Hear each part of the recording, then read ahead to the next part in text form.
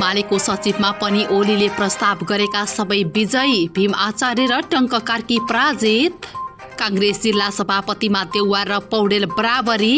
पार्टीहरू महाधिवेशन र सम्मेलन मार्फत चुनावको तयारीमा छन् भन्दै प्रचण्ड। भोलिबाट गोला प्रथा लागू हुँदै सर्वोच्च अदालतमा बारको आन्दोलन स्थगित। देउवालाई नै पार्टी सभापतिमा चयन गर्न सक्यो भने कांग्रेस र सरकारले सफलता प्राप्त गर्नेछ। मनकारी युवा इन्जिनियरले घर निर्माण गरी भूकम्प पीडितलाई गरे हस्तान्तरण। गृहमन्त्रीले 1 महिनाको तलब दिए। रेल सञ्चालन सम्बन्धी अध्यादेश अघि बढाउँछु, कागजपत्रमा आजै हस्ताक्षर गर्छु भन्दै मन्त्री। विमानस्थलबाटै एकै दिन 21 करोड बराबरको सुन बरामद।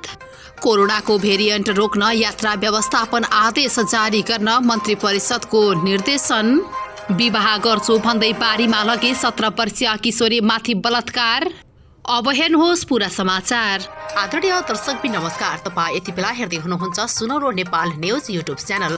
सदाको दिन जस्तै आज पनि देश तथा विदेशका ठूला अनि अति नै महत्त्वपूर्ण खबर लिएर उपस्थित भइसकेका छौं। दर्शकबिन खबरहरू निकै नै महत्त्वपूर्ण रहेका छन्, त्यसैले यस भिडियोलाई अन्तिमसम्म हेरेर हामीलाई साथ दिनुहोला। दर्शकबिन हाम्रो यो मेहनतलाई एउटा सानो लाइक र कमेन्ट गर्न नबिर्सिनुहोला। दर्शकबिन कहाँबाट हेर्दै हुनुहुन्छ हामीलाई त्यो पनि कमेन्ट बक्समा लेख्नुहोला। यदि च्यानलमा तपाईँ नयाँ हुनुहुन्छ भने हाम्रो च्यानललाई सब्स्क्राइब गरी नजिकै रहेको बेल आइकन दबाएर हामीसँग निरन्तर रूपमा जोडिनुहोला।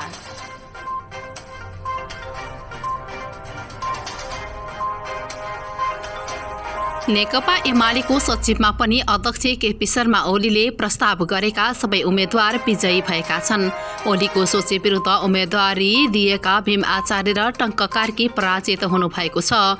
सचिवमा गोकर्ण विष्ट, रघुवीर महासेठ, योगेश भट्टराई, प्रज्ञा अर्याल, छविलाल विश्वकर्मा, टोप बहादुर रायमाझी र लेखराज भट्ट विजयी हुनुभएको छ। माओवादीबाट प्रवेश गरेका नेताहरू रायमाझी र भट्ट विजयी हुँदा एमालेकै आचार्य र कार्की भने पराजित हुनुभएको हो। नेपाली कांग्रेसको महाधिवेशन अन्तर्गत हालसम्म 57 जिल्लाले नयाँ नेतृत्व पाएको छ। हालसम्म सार्वजनिक भएका जिल्लामा सभापति शेरबहादुर देउवा र वरिष्ठ नेता रामचन्द्र पौडेल पक्ष बराबरी देखिएका छन्। देउवा र पौडेल पक्ष 26 जिल्लामा जितेका छन्। कृष्ण सिटौला समूहले 3 सभापति जितेको छ भने विमलेन्द्र निधि निकट 1 जना सभापति निर्वाचित भएका छन्। नेकपा माओवादी केन्द्रका अध्यक्ष पुष्पकमल दाहाल प्रचण्ड सबै राजनीतिक दलहरूले महाधिवेशन र सम्मेलन गरेर आगामी चुनावको तयारी गरेको बताएका छन्। पार्टी केन्द्रीय सदस्य एवं रूपन्देही इन्चार्ज रामप्रसाद भन्चाडेको श्रद्धाञ्जली सभामा बोल्दै प्रचण्डले सबै पार्टीका महाधिवेशन र सम्मेलनले चुनावी तयारीको संकेत देखाएको बताए। हामी निकै ठूलो अप्ठ्यारोबाट गुज्रिँदै देशलाई नयाँ राजनीतिक स्वामित्व र विकासतिर लाने जमर्को गर्दैछौं। सबै दलहरू महाधिवेशन सम्मेलनहरू गर्दै चुनावको तयारी गरेको देखिन्छ। यसले सिधै चुनावको माहौल बन्दैछ। प्रचण्डले भने लोकतन्त्रका लागि चुनाव महत्त्वपूर्ण छ। चुनाव स्वच्छ, निष्पक्ष र धाँधली रहित रूपमा जनताको पहुँचमा हुनुपर्छ। सबै राजनीतिक दलहरू बीच आपसी समझदारी र सहकार्य गरेर मात्रै देशलाई राजनीतिक स्वायत्तसँगै समृद्धितिर लैजान सकिने उनले बताए। हामीले संविधान बनाउँदै गर्दा समाजवाद उन्मुख राज्यको परिकल्पना गरेका थियौं।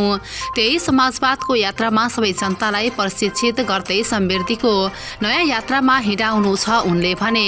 त्यसका लागि सबै राजनीतिक दल, बुद्धिजीवी, पेसाकर्मी, पत्रकार लगायत सबै सचेत समुदायको साथ र सहयोगको खाँचो छ उनले भने।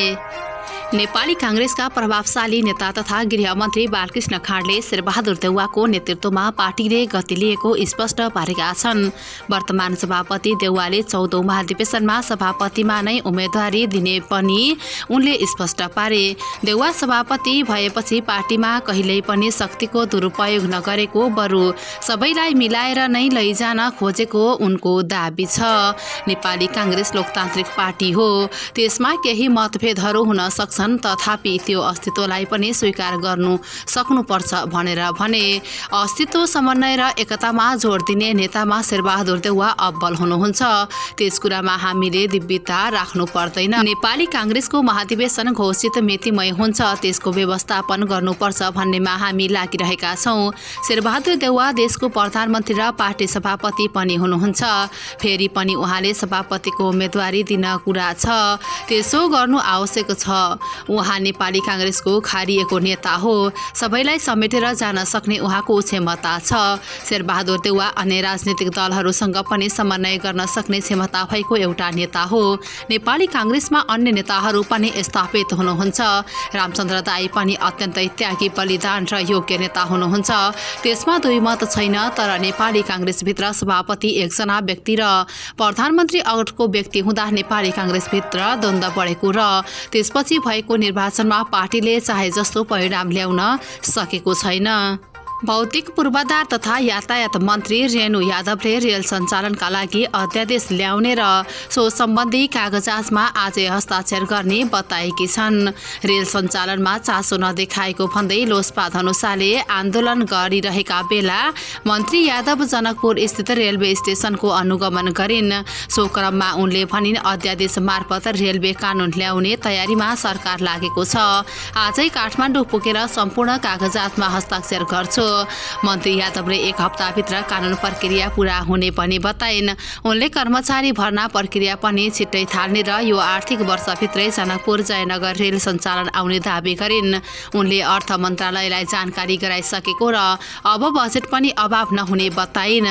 4,50,000 टिकट पनि छापेर जनकपुर धाम रेलवे स्टेशनमा राखिएको छ। टिकट अनलाइन प्रविधिबाट काटिने बताइएको छ। रेलको उद्घाटन प्रधानमन्त्री शेरबहादुर देउवा र भारतीय प्रधानमन्त्री नरेन्द्र मोदीले संयुक्त रूपमा गर्ने मन्त्री यादवको भनाइ थियो। त्रिभुवन अन्तर्राष्ट्रिय विमानस्थलबाट एकै दिन 21 केजी सुन पक्राउ परेको छ। विदेशबाट फर्किने नेपालीहरूबाट एकै दिन 21 किलो सुन पक्राउ गरेको हो। सोमबार त्रिभुवन अन्तर्राष्ट्रिय भन्सार कार्यालयले विदेशबाट फर्केका 415 जनाबाट उक्त परिणामको सुन पक्राउ गरेको भन्सार विभागले जनाएको छ। नेपाली बजारमा हाल प्रति तोला सुन 92,900 रहेको छ। उक्त मूल्य अनुसार 21 किलो सुनको मूल्य करिब 17 करोड 21 लाख रुपैयाँ हुने देखिन्छ।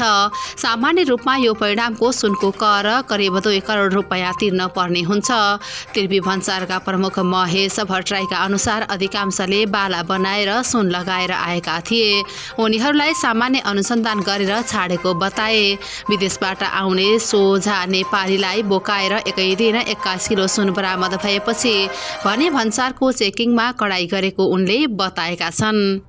कोभ्याक्स सुविधा मार्फत कोरोना विरुद्धको 7,25,500 मात्र कोभिसिल्ड खोप आइपुगेको छ।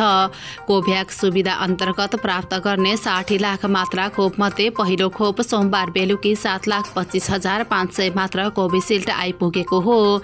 स्वास्थ्य सेवा विभाग व्यवस्थापन महाशाखा अन्तर्गतको आपूर्ति शाखाका बडे बाबु थापाका अनुसार कोभ्याक्स सुविधा अन्तर्गत आउने भनेको 60 लाख मध्येको पहिलो खोप आएको बताए र बुधबार दोस्रो खोपमा 9,72,000 मात्र आउने र अर्को साता 6 लाख मात्र आउने जानकारी पनि उनले दिए।